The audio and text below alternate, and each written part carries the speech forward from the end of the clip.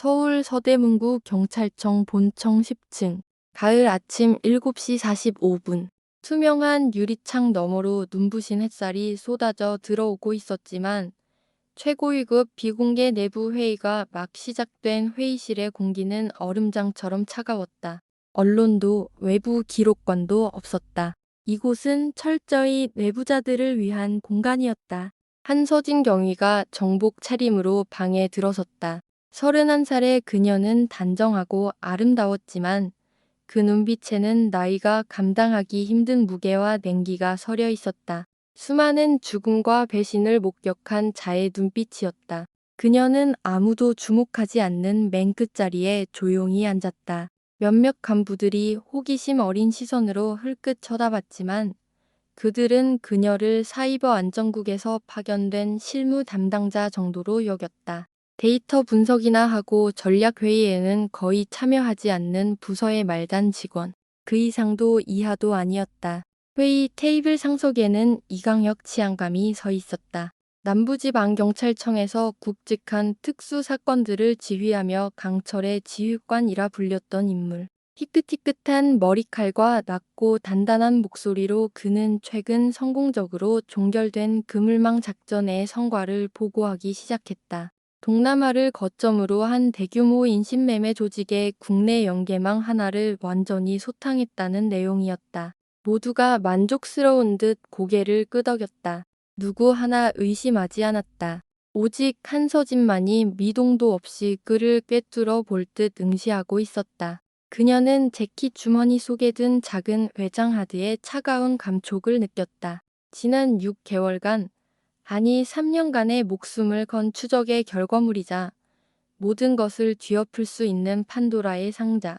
이 안에 담긴 데이터가 공개되는 순간 이 견고해 보이는 시스템 전체가 뿌리부터 흔들릴 것이다. 하지만 그 대가는 명확했다. 가장 강력한 권력을 쥔 자들의 무자비한 반격에 맞서야 한다는 것. 서진은 차갑게 식은 손을 꽉 쥐었다. 심장이 통제불능으로 요동쳤다. 오늘이 모든 것을 바꿀 날이라는 것을 직감했다. 한번 침묵의 경계선을 넘으면 다시는 돌아올 길이 없다는 것도. 이강혁 치안감이 보고를 마치며 힘주어 말했다. 이로써 우리는 마지막 연결고리까지 완벽하게 제거했습니다. 바로 그 순간 서진이 자리에서 일어났다. 모든 시선이 그녀에게로 향했다. 말씀을 끊어 죄송합니다. 서진의 목소리는 낮고 차분했지만 회의실 전체를 압도할 만큼 명료했다. 하지만 가장 거대한 연결고리가 아직 남아 있습니다. 바로 이 회의실 안에, 방 안의 공기가 그대로 얼어붙었다. 이강혁 치안감이 미간을 찌푸리며 그녀를 노려보았다. 하지만 서진은 한치의 흔들림도 없이 그의 눈을 마주 보았다. 치안감님께서는 이 작전의 총지휘관이셨지만 동시에 어둠 속에서 모든 것을 조율한 배후이기도 합니다. 저는 모든 증거를 확보했고 이 자리에서 모든 것을 밝힐 준비가 되어 있습니다. 탕! 귀를 찢는 총성이 밀폐된 회의실을 가득 메웠다. 단 한 발. 모든 이들이 거의 반사적으로 몸을 숙였다. 몇몇 경우 담당관들은 허리춤의 권총에 손을 얹으며 벌떡 일어섰다. 이강혁 치안감이 왼쪽 어깨를 부여잡고 쓰러졌다. 하얀 셔츠 위로 붉은 피가 빠르게 번져나갔다. 그는 죽지 않았다. 총알은 정확히 그의 어깨 근육을 관통했다. 저항할 수 없게 만들되 목숨은 앗아가지 않는 한 발. 한서진은 그를 죽일 생각이 없었다. 단지 그가 이 방을 떠나거나 외부와 연락하는 것을 막고 싶었을 뿐이다. 아무도 접근하지 마. 서진이 소리치며 주머니에서 충격 방지 케이스에 쌓인 외장 하드를 꺼내 테이블 중앙으로 힘껏 던졌다. 쨍! 하는 소리와 함께 유리에 부딪힌 외장 하드가 멈춰섰다. 제 말을 믿지 못하시겠다면 이 안의 데이터가 대신 말해줄 겁니다.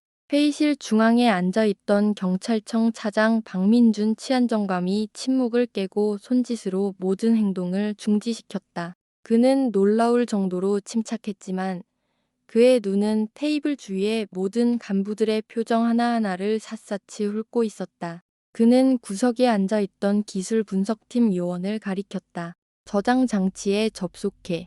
기술 요원이 창백해진 얼굴로 자신의 특수 노트북을 가져와 외장 하드를 연결했다. 회의실은 여전히 숨막히는 침묵에 잠겨 있었다. 임시로 투입된 의료진이 이강혁 치안감의 어깨를 지혈하는 소리와 그의 거친 숨소리만이 들려왔다. 화면이 켜지고 대외비 진실이라는 이름의 폴더가 나타났다. 그 안에는 서진이 싸늘하게 말을 이었다. 이강혁 치안감과 인신매매 조직 대표가 나눈 모든 비밀회의의 녹음 파일이 들어있습니다. 특히 암호화된 자금 거래 내역과 파주 임시수용소에서 3명의 핵심 증인이 24시간 만에 기이하게 자살했을 당시 제가 몰래 설치해둔 감시 카메라 영상도 포함되어 있습니다. 기술 요원의 손이 떨렸다. 그가 첫 번째 파일을 클릭하자 녹음된 음성이 흘러나왔다.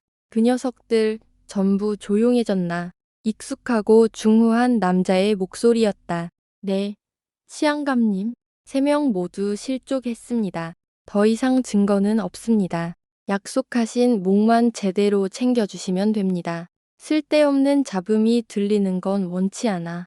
그 목소리는 틀림없는 이강혁 치안감의 것이었다. 회의실에 있던 몇몇 원로 간부들의 얼굴이 굳어졌다. 그들을 감싸던 경계와 불신의 눈빛이 순식간에 충격과 혼란으로 바뀌었다. 누구도 더 이상 그를 변호하지 않았다. 서진은 박민준 차장을 똑바로 바라보며 말했다. 차장님, 저는 모든 자료를 제출하고 내부 감찰에 성실히 임하겠습니다. 하지만 이강혁 치안감을 즉시 긴급 체포하고 그와 관련된 모든 통신 및 외부 접촉을 72시간 동안 차단해 주실 것을 요청합니다. 만약 그가 외부로 단 한 통의 전화라도 하게 된다면 파주 사건의 남은 관련자들은 모두 흔적도 없이 사라질 겁니다. 회의실의 공기는 사람의 목을 조를 듯 무겁게 가라앉았다. 박민준 차장은 몇 초간 눈을 감았다. 그리고 천천히 눈을 뜨며 무겁게 고개를 끄덕였다. 3년 전 폭우가 쏟아지던 파주의 20번 국도. 당시 경찰학교를 졸업한 지 1년도 채 되지 않은 신임 순경 한서진은 국경 지역 아동 인신매매 관련 특별수사팀의 지원 인력으로 파견되었다. 그녀는 자신이 끔찍한 악몽의 한가운데로 걸어 들어가게 될 줄은 꿈에도 몰랐다. 10월 27일 수사팀은 접경 지역의 한 폐가에서 구출된 15세 미만의 소녀 3명을 증인으로 확보했다. 아이들은 극심한 공포에 질려 말을 거의 하지 못했지만 모두가 한결같이 조직원들에게 길을 안내해준 인물로 경찰 제복을 입은 아저씨를 지목했다. 서진이 아이들에게 자세한 것을 묻자 그들은 기계처럼 같은 말만 반복했다. 초록색 옷 입은 아저씨가 소리 지르지 말라고 했어요. 이게 인생을 바꾸는 기회라고. 서진은 그 말의 의미를 이해할 수 없었다. 하지만 그날 밤 그녀가 임시 수용소를 떠난 직후 끔찍한 일이 벌어졌다. 3명의 소녀 모두가 각자의 감방에서 거의 같은 시각에 스스로 목숨을 끊은 것이다. 공식 보고서에는 아이들이 담요를 찢어 스스로 목을 맸다고 기록되었다. 누구도 의문을 제기하지 않았고 추가 조사는 없었다. 모든 것은 12시간 만에 깨끗하게 정리되었다. 서진은 그날 밤 한숨도 자지 못했다. 쏟아지는 비를 맞으며 굳게 잠긴 감방의 불 꺼진 창문을 하염없이 바라보았다. 그때 옆 건물에서 한 남자가 조용히 걸어 나왔다. 작전 지휘관이었던 이강혁. 당시에는 경무관이었다. 그는 서진을 보고는 날카로운 눈으로 비웃듯 말했다. 한순경, 때로는 너무 깊이 알려고 하지 않는 게 좋아. 이 바닥에서 중요한 건 계속 일할 수 있는 자리를 지키는 거야. 스스로를 망치지 말라고. 서진은 그 자리에 얼어붙었다. 그 한마디가 지난 3년간 그녀의 뇌리에서 떠나지 않았다. 그리고 그날 이후 그녀는 누구에게도 말하지 않고 홀로 비밀스러운 조사를 시작했다. 그녀는 서울 본청으로 발령을 신청했고 모두가 한직이라 여기는 사이버 안전국으로 자원했다. 그것은 후퇴처럼 보였지만 실은 중앙 데이터에 접근하기 위한 치밀한 계획이었다. 그녀는 청춘을 바쳐 흩어진 퍼즐 조각들을 맞췄다. 조작된 통화 기록, 편집된 CCTV 영상, 출처 불명의 자금 흐름, 그리고 마침내 모든 증거를 하나의 외장 하드에 담아 운명의 회의실로 들어섰던 것이다. 회의실의 총성 이후 한서진은 공식적으로 직무에서 배제되었다. 그녀는 경찰청 내부 감찰과에서 마련한 서울 외곽의 한 안정가옥으로 옮겨졌다. 낡은 주상복합 건물의 5층에 위치한 그곳은 주변의 허름한 상가와 노동자들의 숙소에 둘러싸여 누구도 특별한 증인이 숨어 있으리라고는 상상할 수 없는 장소였다. 개인 휴대전화 사용 금지, SNS 금지, 외부인 접촉 금지. 그녀의 생명줄과도 같은 증거가 담긴 외장 하드는 경찰청 특수 금고에 봉인되었다. 오직 그녀만이 자신의 신발 밑창에 숨겨둔 마이크로칩의 암호화된 사본을 가지고 있었다. 이제 잠시나마 안전할 거라고 생각했다. 하지만 그날 밤 새벽 2시 14분 모든 것이 무너져 내렸다. 삐걱, 창문 틀에서 들려온 미세한 소음. 1초 후 창문 유리가 수백 개의 파편으로 조각나며 희뿌연 연기가 방 안으로 쏟아져 들어왔다. 서진은 반사적으로 침대 옆으로 굴러 몸을 피하며 베개 밑에서 K5 권총을 꺼내 들었다. 숨을 쉴 수 없었다. 마취가스가 아니라 눈을 멀게 하고 피부를 타는 듯한 고통을 유발하는 화학가스였다. 그녀는 현관문으로 달려갔지만 원래 있던 자물쇠는 낯선 디지털 도어록으로 바뀌어 있었다. 누군가 그녀가 잠들기 전에 이곳에 침입했던 것이다. 그녀의 위치를, 경호팀의 근무 교대 시간을 정확히 아는 자. 그리고 이강혁 치안감 혼자만의 소행이 아니었다. 그 순간 복도에서 검은 그림자가 맹렬하게 달려들었다. 방독면을 쓴 거구의 남자였다. 서진은 망설이지 않고 방아쇠를 당겼다. 총알은 남자의 어깨에 정확히 박혔다. 그는 비틀거리며 계단 아래로 굴러떨어졌고 낡은 계단 난간이 부서지는 소리가 울렸다. 서진은 1초도 지체하지 않고 5층 복도에서 뛰어내렸다. 아래층 상가의 양철 지붕 위로 떨어진 후 건물 뒤편의 작은 텃밭으로 굴렀다. 손바닥이 찢겨 피가 흘렀지만 그녀는 살아남았다. 그녀는 어두운 골목을 가로질러 뛰며 비상연락망으로 전화를 걸었다. 낯선 여성의 목소리가 다급하게 물었다. 서진 씨, 어디에요? 지금 차 보내고 있어요. 그 아파트로 절대 돌아가지 말아요. 우리가 노출됐어요. 경찰청 내부에서 서진이 유일하게 믿었던 자료 분석을 남몰래 도와주었던 유지은 경위였다. 언니 우리 들켰어. 서진은 숨을 헐떡이며 주변의 어둠을 경계했다. 서진은 유지은 경위가 마련해준 가평의 한 숲속 통나무집으로 옮겨졌다. 휴대폰 전파도 터지지 않고 CCTV도 없는 외부인이 쉽게 찾아낼 수 없는 곳이었다. 상처를 치료하고 며칠간 휴식을 취했지만 그녀의 머릿속은 멈추지 않고 회전했다. 누가 아의 위치를 노출시켰을까? 누가 내부 경호 시스템을 뚫는 방법을 알았을까? 그녀는 오직 지은만을 믿었다. 자신의 가장 친한 친구이자 목숨을 걸고 진실을 파헤치기로 함께 맹세했던 동료. 하지만 서진이 물었을 때 지은의 반응은 미심쩍었다. 언니, 원본 하드의 위치에 대해 누구에게도 말하지 않은 거 확실해. 지은은 잠시 침묵하다 어색하게 고개를 끄덕였다. 그 눈빛에는 예전과 같은 단호함이 없었다. 그날 밤 서진은 잠든 척했다. 그녀는 수사 작전에서 종종 사용하던 초소형 동작 감지 센서를 침대 밑에 설치했다. 그리고 암호화 칩이 없는 빈 신발 한 짝을 일부러 가방 밖에 꺼내두었다. 새벽 2시 36분. 손바닥 안에서 미세한 진동이 울렸다. 서진은 조용히 눈을 뜨고 권총을 꺼냈다. 아주 희미한 발소리. 그녀가 신발을 넣어둔 배낭이 있는 자료 보관실의 문이 살짝 열려 있었다. 그리고 그곳에 서 있던 사람은 바로 유지은이었다. 서진은 총을 쏘지 않았다. 그녀는 조용히 일어나 손전등을 켜 지은의 얼굴을 똑바로 비췄다. 내 배낭에서 뭘 찾고 있었어, 언니. 지은은 화들짝 놀랐다.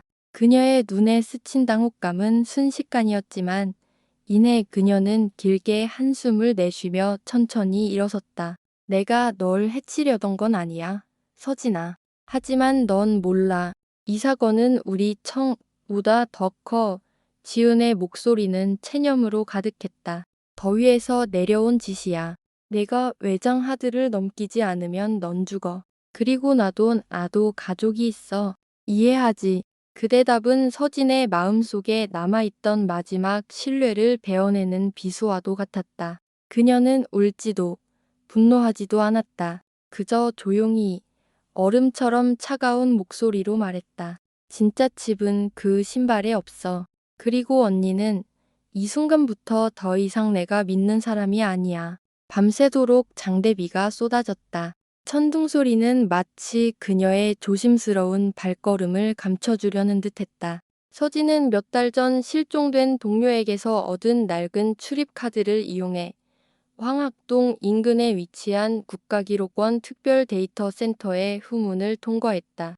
그녀는 감시 시스템의 허점을 이용해 발각되지 않고 지하층으로 직진했다. 복도 끝 벽에는 푸른색이 안전을 의미하지는 않는다는 낡은 문구가 새겨져 있었다. 내부적으로 구역 31바이트 혹은 블루 아카이브라 불리는 곳. 과건 앵전 시대부터 내부 반역자나 비밀 공작과 관련된 민감한 기록들을 보관해온 장소였다. 삼중 암호화로 잠긴 반미터 두께의 강철문. 서진은 회의실에서 이강혁을 쏘고 난 직후 몰래 추출해둔 그의 생체 인식 데이터가 담긴 마이크로 카드를 꺼냈다. 홍채 스캔, 음성 패턴 분석, 11초간의 정적 끝에 기익 소리와 함께 문이 열렸다.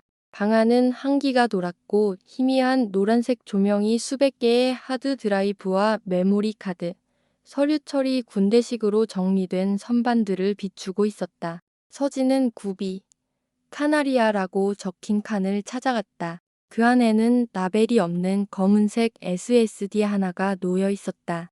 자신의 암호화 노트북에 그것을 연결하자 빽빽한 데이터가 화면을 채웠다. 그중 유독 눈에 띄는 1MB짜리 파일.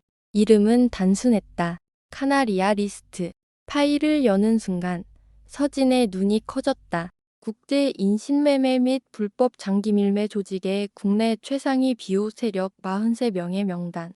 그 명단에는 현직 차관급 인사 3명, 지방경찰청장 7명, 그리고 그녀를 죽음과도 같은 충격에 빠뜨린 한 사람의 이름이 있었다. 경찰학교 시절부터 그녀의 멘토이자 아버지 같았던 은인 김진태 치안정감. 그의 이름 옆에는 붉은매 라는 암호명과 함께 북부건 총괄 최고 지휘관이라는 설명이 붙어 있었다. 서진은 바닥에 주저앉았다. 심장이 터져버릴 것 같았다. 그녀가 가장 믿고 따랐던 사람이 아이들의 장기를 팔아넘기는 거대한 네트워크의 정점에 서 있었다니 소리치고 싶었다. 모든 것을 부숴버리고 싶었다. 하지만 이제 그녀의 행동은 감정에 좌우될 수 없었다. 이 파일을 세상에 알려야만 했다. 어떤 대가를 치르더라도. 그때 블루 아카이브의 희미한 조명이 모두 꺼졌다. 완전한 암흑 속에서 두꺼운 콘크리트 벽을 때리는 빗소리와 함께 등 뒤에서 육중한 발걸음 소리가 들려왔다. 서진은 몸을 돌려 권총을 꽉 쥐었다. 손전등 불빛이 향한 곳에는 익숙한 목소리의 주인이 서 있었다. 단정한 정복 차림의 김진태 치안정감. 그는 무방비 상태였고 그녀에게 신문 기술을 가르쳐주던 시절처럼 여전히 침착한 눈빛이었다. 서진아, 내가 날 실망시키는구나. 하지만 이해한다. 때로는 충성심이 사람의 눈을 멀게 하지. 서진은 총을 쥔 손에 힘을 주었다. 목소리가 갈라져 나왔다. 그럼 치안정감님은요? 제게 국민을 위한 봉사가 3회 이상이라 가르치셨던 분이 사람을 가축처럼 팔아 돈을 챙기셨습니까? 김진태는 화를 내지 않았다. 그는 가볍게 웃으며 한 걸음 다가왔다. 꼼짝 마. 서진이 총구를 높였다. 한 걸음만 더 오면 쏩니다. 그는 멈춰섰다. 그리고 그의 목소리는 더 이상 자상한 멘토의 것이 아니었다. 얼음처럼 차가운 권력자의 목소리였다. 내가 그 파일을 인터넷에 올리면 끝날 것 같나? 내 뒤에 있는 사람들이 널 살려줄 것 같아. 그 명단은 빙산의 일각일 뿐이다. 내 뒤에는 시스템이 있어. 서진은 눈도 깜빡이지 않고 그를 보았다. 그렇다면 오늘 저는 그 시스템의 첫 번째 머리부터 자르겠습니다. 탕! 한 발의 총성이 다시 울렸다. 이번에도 어깨였다. 김진태는 비명을 지르며 쓰러졌다. 죽지 않았지만 그녀를 조칠 수는 없을 것이다. 서진은 그에게 다가가 몸을 숙였다. 그녀의 눈에는 더 이상 눈물이 없었다. 당신이 키운 딸이 당신이 지키려는 그 시스템을 배반하는 첫 번째 사람이 될 겁니다. 서진은 복도를 미끄러지듯 빠져나가며 외장 하드를 자신의 몸 일부처럼 가슴에 품었다. 위층에서부터 보안문이 차례로 잠기기 시작했다. 탈출까지 남은 시간은 단 7분. 그때 그녀는 중앙통제실의 방탄유리 너머로 보이는 장면에 숨을 멈췄다. 그녀의 가장 친한 친구이자 지난 5년간 생사를 함께했던 동료 유지은 경위가 지하층을 완전히 봉쇄하기 위해 키보드에 코드를 입력하고 있었다. 서진은 유리를 거세게 두드렸다. 지은아, 멈춰. 내가 증거를 갖고 있어. 김진태가 주모자야 모르겠어. 지은은 텅 빈 눈으로 그녀를 보았다. 그리고 내부 스피커를 통해 냉혹한 목소리가 흘러나왔다. 내가 김치안정감 한 명뿐이라고 생각해. 넌 너무 순진해, 서진아. 그 외장 하드는 절대 세상에 나와선 안 돼. 넌 우리 모두를 죽일 거야. 서진은 뺨을 맞은 듯한 충격에 뒤로 물러섰다. 목소리가 떨렸다. 그럼 언니도 가담한 거야. 지은은 부정하지 않고 고개를 끄덕였다. 나도 너처럼 이상을 좇았어. 하지만 깨달았지. 이 세상은 깨끗하게 사는 게 아니라 살아남는 게 중요하다는 걸. 서진의 눈가가 붉게 물들었다. 지은과 함께 야간 잠복 근무 중 라면 반족을 나눠 먹던 기억. 북한산 자락에서 벌어진 총격전에서 자신을 위해 총알을 막아주던 지은의 모습. 경찰 충훈탑 아래서 정의를 위해 살고 죽자고 함께했던 맹세의 모든 것이 재처럼 부서져 내렸다. 지은이 서랍에서 K5 권총을 꺼내 서진의 눈을 똑바로 바라봤다. 미안하다, 서진아. 하지만 넌 여기 남아줘야겠어. 서진은 더 이상 선택의 여지가 없음을 알았다. 그녀도 권총을 꺼내 들었다. 손이 떨렸다. 생전 처음으로 가장 친한 친구에게 총구를 겨누어야 했다. 날 그렇게 만들지 마, 언니. 지은이 총을 든 채 다가왔다. 한때는 동지였던 두 여자가 이제는 생사를 건 적으로 두꺼운 방탄 유리를 사이에 두고 마주 섰다. 버튼 하나면 모든 출구가 영원히 닫힐 상황. 갑자기 서진은 스마트폰을 꺼내 빠르게 코드를 입력했다. 외장 하드에 있던 비밀 영상 하나가 통제실 모니터에 재생되었다. 영상 속에서 유지은이 돈이 가득 든 여행 가방을 받고 있었다. 돈을 건네는 사람은 김진태의 치안정감이었다. 지은은 그 자리에 얼어붙었다. 너 언제부터 알고 있었어? 언니가 목현 아동센터 사건을 더 이상 조사하고 싶지 않다고 했을 때부터. 그때부터 의심했어. 지은은 고개를 떨궜다. 눈가가 촉촉해졌다. 난 돌아갈 길이 없어. 서진아. 서진이 나지막이 속삭였다. 우리 중에 돌아갈 길이 있는 사람이 있긴 할까? 지은은 말이 없었다. 그리고 그녀는 시스템으로 몸을 돌려 모든 보안 코드를 해제했다. 서진을 위한 탈출로를 열어준 것이다. 서진이 고맙다는 말을 하기도 전에 지은은 모든 통신을 끊고 자신의 권총을 거두었다. 마지막 육중한 강철 문이 열리고 이른 새벽에 희미한 빛이 칼날처럼 서진의 눈을 찔렀다. 그녀는 지하 벙커를 뛰쳐나와 콘크리트 복도를 달렸다. 그리고 뒷문을 박차고 나섰다. 72시간 만에 처음으로 그녀는 자유로운 공기를 마셨다. 비록 잿빛 서울 하늘 아래 내리는 차가운 비였지만 하지만 비밀 시설 구역을 벗어나기도 전에 검은색 SUV 한 대가 그녀의 앞을 막아섰다. 정장을 입은 남자 4명이 차에서 내렸다. 명찰도 체포영장도 없었지만 그들의 눈빛은 얼음장 같았다. 앞장서 걸어온 사람은 경찰청 내에서 부패 방지의 강철벽이라 불리던 정진욱 감사관이었다. 하지만 서진은 그가 불법 마약 중독 치료소를 이용한 자금 세탁 라인의 두 번째 핵심 인물이라는 것을 알고 있었다. 한서진 경위, 신중하게 생각하길 권고하지. 그 외장 하드는 당신뿐만 아니라 당신 가족에게도 사형 선고나 마찬가지야. 서진은 뒷걸음질 치며 스마트폰을 꺼내 미리 설정해둔 3개의 보안 주소로 파일 전송 버튼을 눌렀다. 사본은 이미 전송했습니다. 만약 제가 살아남지 못하면 전체 명단은 7개의 국제 언론 플랫폼을 통해 동시에 공개될 겁니다. 정 감사관의 얼굴이 순간 굳었다. 1초간의 정적. 그가 손을 드는 순간 총성이 울린 게 아니었다. 뒤에서 접근한 또 다른 요원이 서진의 목덜미를 강하게 내리쳤다. 그녀는 총에 맞은 것이 아니라 기절했다.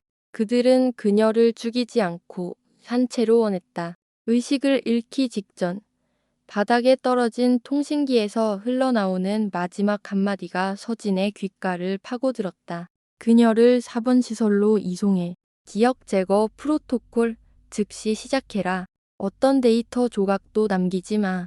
서진은 어둠 속에서 깨어났다. 손과 발은 묶여 있었고 주위에서는 지지직 하는 미세한 전기음과 소독약 냄새가 진동했다. 그리고 익숙한 목소리가 들렸다. 동생, 우리 또 만났네. 김진태의 치안 정감은 살아있었다. 어깨에 붕대를 감은 채 핏발선 눈으로 그녀를 내려다보고 있었다. 조금만 참아. 우리가 널 원래 내가 있어야 할 곳으로 돌려보내 줄 테니. 아주 순종적인 경찰로 말이야. 서진이 다시 눈을 떴을 때 눈앞에는 새하얀 방이 펼쳐졌다. 눈을 멀게 할 듯한 형광등 불빛. 손목과 발목은 전자식 구속구에 묶여 옴짝달싹할 수 없었다. 무력감이 온몸을 감쌌다. 방구석에는 그녀의 머리에 여러 개의 전극을 연결한 기이한 기계가 놓여 있었다. 기계의 차가운 삐삐 소리는 기억 소거 절차가 준비되었음을 알리는 사신의 발소리 같았다. 김진태가 다가왔다. 그의 얼굴에는 더 이상 자상한 멘토의 흔적이 없었다. 내가 뭘 잃게 될지 알아? 이상, 우정, 그리고 내 미래까지 전부. 서진은 입술을 깨물었다. 쇠약한 목소리로 간신히 말했다. 정말 이게 옳은 일이라고 생각하십니까? 이렇게 하시면 치안정감님은 당신의 영혼을 포함한 모든 것을 잃게 될 겁니다. 김진태의 표정이 순간 흔들렸다. 그리고 그는 고개를 끄덕였다. 내 말이 맞을지도 몰라. 하지만 이 세상은 진실이 권력을 위협할 때 그것의 존재를 허락하지 않아. 기계가 작동하기 시작했다. 전극이 뜨거워지면 회를 파고드는 듯한 고통이 시작되었다. 서진은 필사적으로 그녀가 사랑하는 사람들의 얼굴을 떠올렸다. 어머니, 그녀가 도왔던 고아원의 아이들, 그리고 길을 잃었던 친구 지은의 모습까지. 그녀의 의지는 고통 속에서도 필사적으로 싸우고 있었다. 재킷 주머니 속 외장 하드의 이미지, 그 안에 담긴 진실의 영상들을 잊지 않으려 발버둥 쳤다. 그 순간 기계가 깜빡이며 에러 메시지를 띄웠다. 서진은 지친 미소를 지었다. 어쩌면 이상이라는 것은 그렇게 쉽게 지워지는 것이 아닐지도 모른다. 쾅! 방문이 거칠게 열리고 서진의 옛 동료들이 총을 든 채 들이닥쳤다. 그들의 눈빛은 결의에 차 있었다. 서진 선배님, 구하러 왔습니다. 이제 정의를 되찾을 시간입니다. 비밀 기지 밖에서는 서진의 동료들이 신속하게 구출 작전을 개시했다. 그들은 중무장했지만 이 싸움이 총만으로는 이길 수 없다는 것을 알았다. 철통 같은 보안망을 뚫기 위해서는 지혜와 절대적인 경계심이 필요했다. 서진은 여전히 몸을 떨었지만 그녀의 눈빛은 이미 날카로운 칼날처럼 변해 있었다. 더 깊이 들어가야 해. 원본 데이터가 저장된 곳까지. 그들이 데이터를 삭제하거나 옮기기 전에 막아야 해. 그녀의 가장 충실한 후배인 린 경장이 고개를 끄덕였다. 외부 지원팀과 연락했습니다. 대기 중이지만 시간이 없습니다. 그들이 중앙구역으로 진입하는 순간 경보음이 요란하게 울렸다. 수십 명의 경비 병력과 장갑차가 순식간에 그들을 포위했다. 노출됐다. 흩어져서 데이터를 사수해. 기지 중심부에서 격렬한 총격전이 벌어졌다. 서진과 동료들은 어두운 복도를 질주하며 적의 허점을 파고들어 메인 서버실로 향했다. 그녀의 머릿속에는 외장 하드 속 영상들이 스쳐 지나갔다. 거액의 은행 거래 내역, 비밀 계약서, 그리고 국가 최고위층까지 깊숙이 파고든 부패의 증거들. 이 데이터가 세상에 나간다면 저들은 모든 것을 잃겠지만 정의는 쉽게 오지 않는 법이었다. 마침내 서진과 팀원들은 서버실에 도착했다. 그녀는 신속하게 자신의 외장 하드를 서버에 연결하고 암호를 입력했다. 화면에 떠오르는 수많은 데이터와 영상, 증거들을 본 동료들은 경악을 금치 못했다. 그때 스피커를 통해 목소리가 울려 퍼졌다. 한서진, 네가 나를 벗어날 수 있을 거라 생각했나? 서버실은 숨막히는 정적에 휩싸였다. 서진은 김진태를 똑바로 응시했다. 그녀의 눈빛에는 두려움 대신 확고한 의지가 담겨 있었다. 당신은 내가 가장 믿었던 사람입니다. 어째서 모든 것을 배신했습니까? 김진태는 비웃었다. 그의 목소리는 경멸로 가득했다. 믿음 따위는 약자들을 위한 것이다. 서진아, 이 세상에선 오직 힘만이 영원해. 망설임 없이 서진은 총을 뽑아들었다. 난 더 이상 당신을 두려워하지 않아요. 진실은 밝혀질 겁니다. 당신이 권력을 잠시 가질 수는 있어도 정의를 영원히 죽일 수는 없으니까. 김진태 역시 총을 꺼내 들었다. 두 사람은 마치 체스판 위의 숙적처럼 서로의 수를 읽으며 총알을 피하고 발사했다. 그 사이 서진의 동료들은 서버실을 지키며 김진태의 정예 병력들을 막아냈다. 김진태가 기습적으로 달려들어 주먹을 휘둘렀다. 서진은 몸을 피하며 강력한 카운터 펀치를 날렸고 그는 비틀거리며 물러섰다. 틀렸어요. 김진태. 진정한 힘은 당신처럼 탐욕에 물든 자가 아니라 정의를 위해 일어설 용기가 있는 사람의 손에 쥐어지는 겁니다. 마침내 서진이 우위를 점했다. 그녀의 총알이 김진태의 손을 맞췄고 그의 권총이 바닥으로 떨어졌다. 그는 고통과 무력감에 무릎을 꿇었다. 서진은 다가가 그의 손에 수갑을 채웠다. 당신은 모든 것에 대한 대가를 치르게 될 겁니다. 바로 그때 외부에서 경찰 특공대가 들이닥쳐 남은 공범들을 모두 체포했다. 그들은 치욕과 분노에 찬 눈빛에 김진태를 끌고 나갔다. 서진은 마침내 진실과 정의를 담아낸 외장 하드를 바라보았다. 길고 긴 어둠 끝에 마침내 빛이 승리한 순간이었다. 다음 날 김진태 치안정감과 거대 부패 네트워크의 검거 소식은 모든 언론을 뒤덮었다. 작지만 강인한 의지를 가진 여경, 한서진은 용기와 신념의 상징이 되었다. 그녀는 표창 수여식 단상에 서서 공로 훈장을 받았다. 하지만 그녀의 눈빛은 여전히 어딘가 깊은 생각에 잠겨 있었다. 저는 명예나 권력을 위해 이 일을 한 것이 아닙니다. 제 양심을 위해, 그리고 공정한 세상에서 살 자격이 있는 국민들을 위해 했을 뿐입니다. 서진은 미래를 내다보았다. 앞과의 싸움은 아직 끝나지 않았다는 것을 알았다. 하지만 적어도 오늘 그녀는 빛에 닿았다.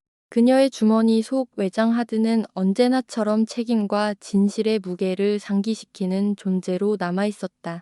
그녀는 스스로에게 다짐했다. 다시는 어둠이 이 땅을 뒤덮지 못하도록 계속해서 싸우겠노라고 곁에 선 동료가 그녀의 어깨를 두드리며 말했다. 서진아, 넌 누구도 감히 생각하지 못했던 일을 해냈어. 이제 좀 쉬면서 새로운 도전을 위한 힘을 되찾을 시간이야. 그녀는 부드럽게 미소 지었다. 고마워요, 선배. 하지만 아시잖아요. 정의는 잠들지 않는다는 걸요. 저 또한 그럴 겁니다. 창밖의 하늘이 밝아오고 있었다. 따스한 햇살이 창문을 통해 쏟아져 들어왔다. 그것은 단지 서진 한 사람을 위한 것이 아니라 정의와 진실을 믿는 모든 이들을 위한 새로운 장의 시작을 알리는 빛이었다.